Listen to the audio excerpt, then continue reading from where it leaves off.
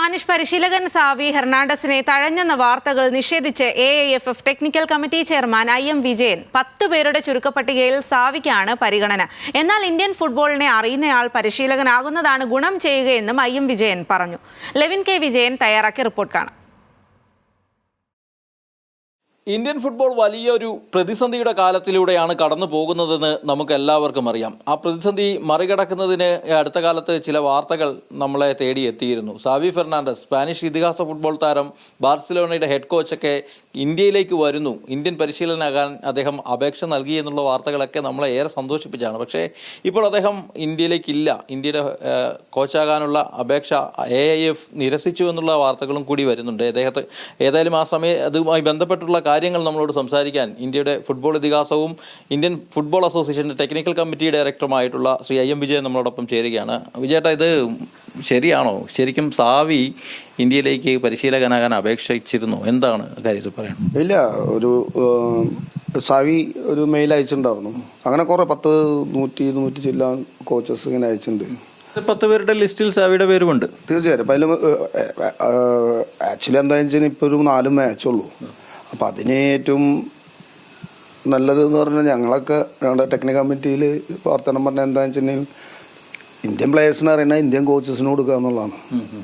ഇപ്പോൾ best performance ചെയ്ത് 2 കൊല്ലമായിട്ട് ബെസ്റ്റ് പ്ലെയർ, ബെസ്റ്റ് കോച്ചായിട്ട് എടുക്കുന്നത് ഖാലിദിനെയാണ്. അപ്പോൾ ഖാലിദിനെയാണ് റെക്കമെൻഡ് ചെയ്തത്. അപ്പോൾ നമ്മളിത് പരിശോധിച്ചിട്ട് അങ്ങനെ വില്ലിങ് ആണെങ്കിൽ, സാവി വില്ലിങ് ആണെങ്കിൽ നെഗോഷിയേറ്റ് ചെയ്തിട്ട് സാവീസ് ഭയങ്കര പൈസയാണ് കൊടുക്കേണ്ടത്. പക്ഷേ ഇപ്പോൾ മറ്റുള്ളവർ പറഞ്ഞ പോലെ ഇങ്ങനെ AIFFൻ്റെ ഓൾ ഇന്ത്യ ഫുട്ബോൾ ഫെഡറേഷൻ്റെ കയ്യിൽ പൈസ ഇല്ല എന്നൊരു ഡയറക്ടറാണ് പറഞ്ഞതെന്ന് പറഞ്ഞു. അറിയില്ല. അങ്ങനെ പറഞ്ഞു. 80 കോടി രൂപയായിരുന്നു ഖത്തറിൽ അദ്ദേഹം കോച്ചിങ് നടത്തിയപ്പോൾ അദ്ദേഹത്തിന്റെ പ്രതിഫലം എന്നുള്ളത്. പക്ഷെ അത് നമ്മളല്ല, നമുക്കൊന്നും പറയാൻ പറ്റില്ല. ടെക്നിക്കൽ കമ്മിറ്റിയിലുള്ളവർക്കൊന്നും പറയാൻ പറ്റില്ല, ഡയറക്ടറായാലും പറയാൻ പറ്റില്ല. അത് പറയേണ്ടത് സെക്രട്ടറിയും പ്രസിഡന്റാണ്. അവരാണ്, ഫൈനാൻസാണ്, അവരാണ് തീരുമാനിക്കുന്നത്. പിന്നുള്ളതെന്ന് പറഞ്ഞു കഴിഞ്ഞാൽ പിന്നെ എടുക്കുമ്പോൾ അങ്ങനെ ഒരു ലോങ് പീരീഡിന് എടുക്കണം.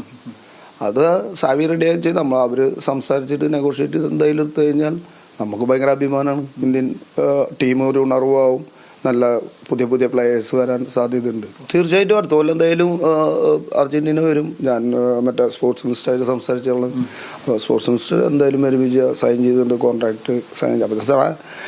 അർജന്റീന ടീമിനെ കൊണ്ടുവരാൻ പ്രയാസമൊന്നുമില്ല, പക്ഷെ അതിൽ മെസ്സി ഇല്ലെങ്കിലാണ് പ്രശ്നം.